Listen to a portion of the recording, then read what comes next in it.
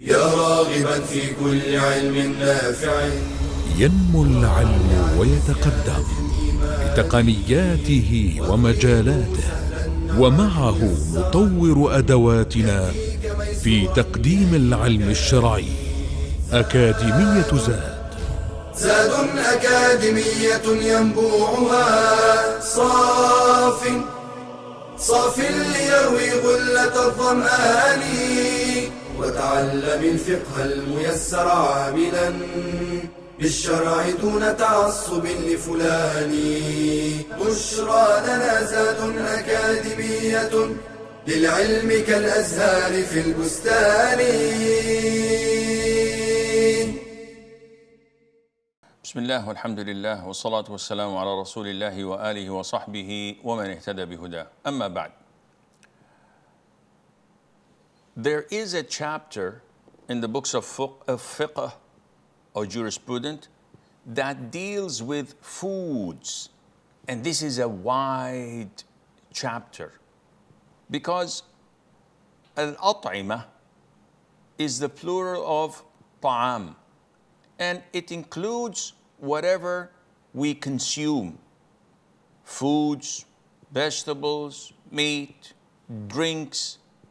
And there are things that are halal and there are things that are definitely haram. The default, and this is the beauty of Islam, if you come to list what is halal, it would take us all our lives. The beauty of Islam is that it reverses it and it tells you what is haram. So the default would be everything on earth is halal for you, except for the following. So everything, food, drinks, is halal, except what is mentioned to be haram, or what is harmful, or what is by nature something that is mentioned or abhorred to mankind. Allah Azza wa Jal says in the Quran, "O mankind, eat from whatever is on earth that is lawful and good." And Allah also says in the Quran, "Then eat of what Allah has provided for you, which is lawful and good, halalan tayyiban." So this is the main theme of whatever we would like to eat. And when you have whispers of shaitan coming to you, "Oh, this might be haram, this might be something that is not lawful," use the default rule: everything is halal till proven otherwise. And there's no harm in investigating and trying to find what is the ruling, but don't be obsessed by it, because then shaitan would utilize this to his advantage. Always remember that Allah Azza wa Jal has said He has explained in detail to you what He has forbidden you, except, that is, accepting that to which you are compelled. So Allah has detailed to us what is haram, and even that haram becomes permissible at times of necessity. Now, when we come to discuss the types of food, the types of food, generally speaking, are two types. Either it is vegetarian or non-vegetarian. So the vegetarian type is anything that is grown on earth, such as trees, grass, weed, corn, and the likes, the grains and the likes. And all of this is under the main ayah that says, "O mankind, eat from whatever is on earth that is lawful and good." Khalas. Allah has given us that to be halal. However, the exception is anything that is harmful for you, this is haram.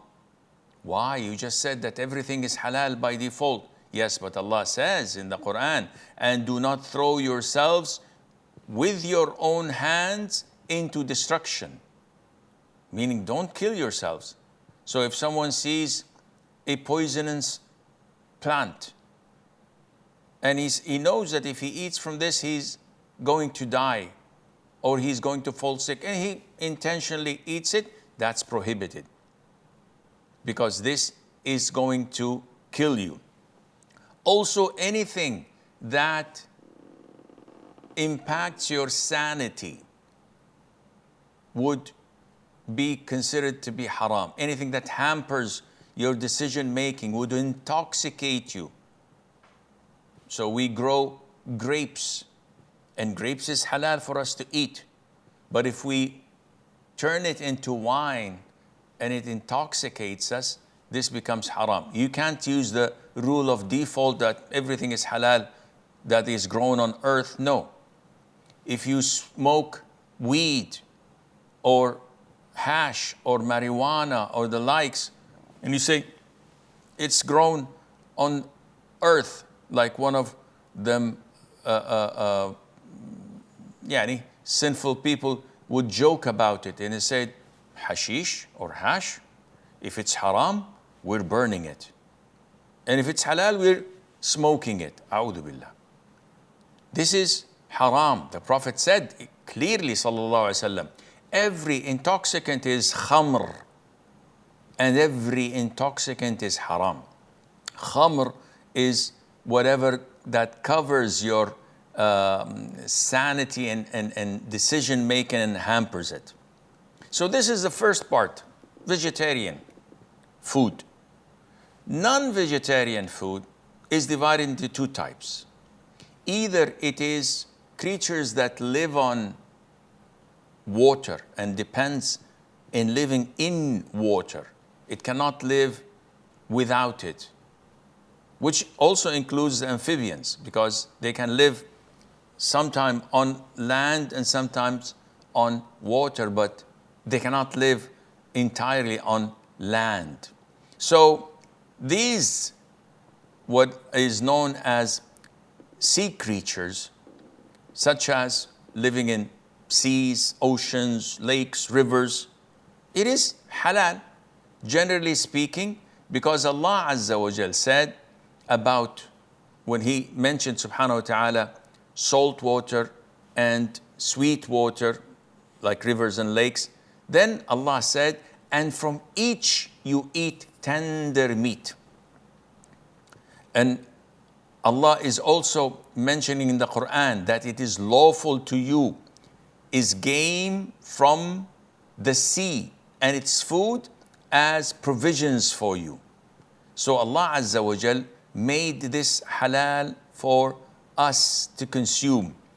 And in the hadith, when travelers who travel by sea, they were confused when it came to the water they should perform wudu with. They thought that the water they carried, which was sweet water, would run out in a couple of days if they used for wudu.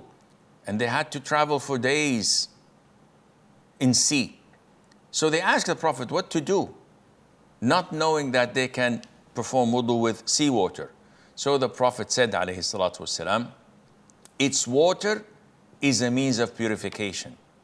Sweet water, salt water, any type of water you sail on, it's means of purification. And it's dead meat, that which is dead meat usually is a reference to a ram, a cow that is not slaughtered. And we will come to discuss this. That dies in un-Islamic way. This is considered dead meat. Najis, haram, we can't consume. However, for sea creatures or creatures that live in water, it's dead meat, which definitely we don't slaughter, is permissible. So even if we find a fish flowing on the sea, we can take it and eat it, though it died of natural causes, but this does not have any impact on us. Unless it is a harmful thing.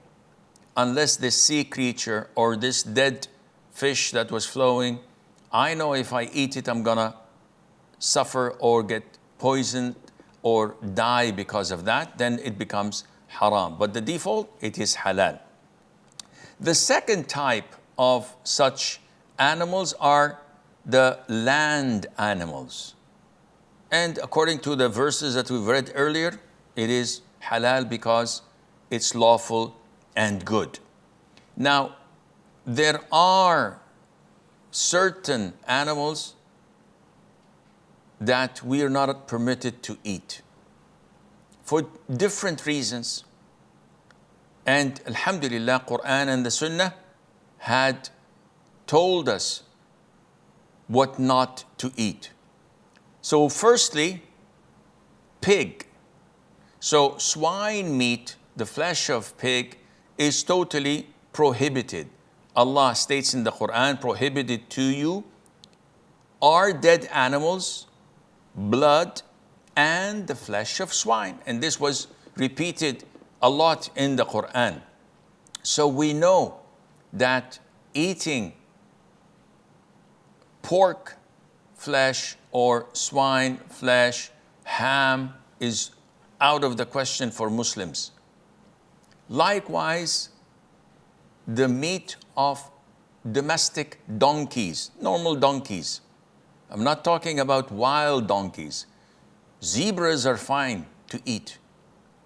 But domestic donkeys, it was permissible to consume their meat until the 7th year of Hijrah, known as the year of Khaybar, where the Prophet announced to them, alayhi salatu wasalam, that such meat of donkeys is totally prohibited and haram. Secondly, it is prohibited to eat from the land animals whatever has fangs among the animals, such as lions, tigers, cheetahs, monkeys, and also birds that have talons, because they eat on flesh and they are predators. And the hadith stated that the Prophet ﷺ forbade every wild animal that has fangs and every bird that has talons. And this reason is understandable. Some scholars went even further to indicate how such predators, if you consume their meat, you would have the same characteristics and anger issues and the will to be a predator yourself. Thirdly, animals that Sharia instructed us to kill, animals or insects or ravens, and these are mentioned in a hadith. So there are 5 vermin which are to be killed, as the Prophet said, alayhi salatu wasalam, even if you find them in the haram.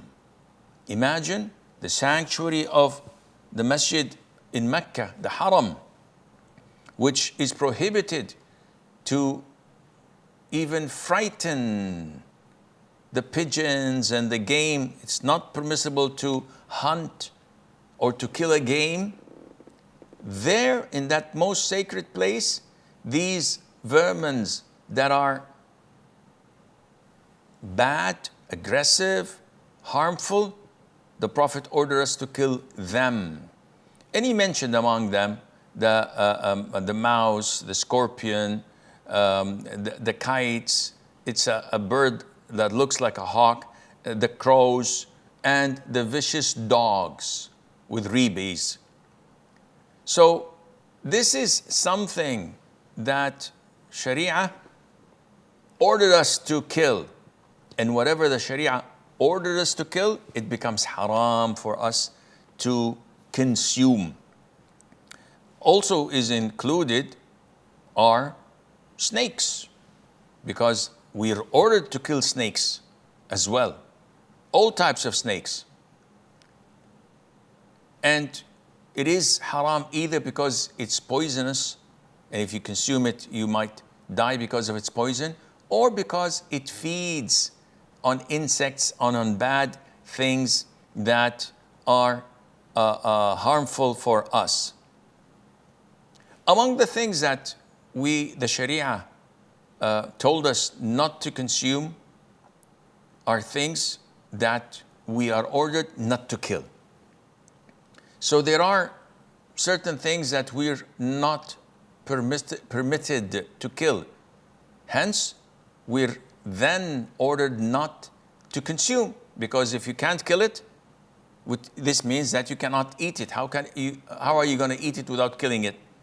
And the hadith of the Prophet ﷺ that states that he forbade killing of 4 creatures: ants, bees, hoopoes, and shrikes. And this is a kind of a bird. So these things that also are prohibited for us to kill, hence it is prohibited to consume. And in your textbooks, you'll find that they have mentioned that hedgehogs are permitted to eat. And I don't know why they chose this from all kinds of animals, but most likely because it was mentioned in the books of fiqh. So people would think, how is it possible? If it is slaughtered as a land animal, if you get a chance to slaughter it, then you can eat it, although there is a difference of opinion among scholars, but generally speaking, it is halal till proven otherwise. هذا والله أعلم ونسبة العلم إليه أسلم وصلى الله وسلم وبارك على عبده ورسوله نبينا محمد. يا راغبا في كل علم نافع ينمو العلم ويتقدم بتقنياته ومجالاته، ومعه نطور أدواتنا في تقديم العلم الشرعي. أكاديمية زاد أكاديمية ينبوعها صاف ليروي غلة الظمآن، وتعلم الفقه الميسر عاملا بالشرع دون تعصب لفلان. بشرى لنا زاد أكاديمية للعلم كالأزهار في البستان.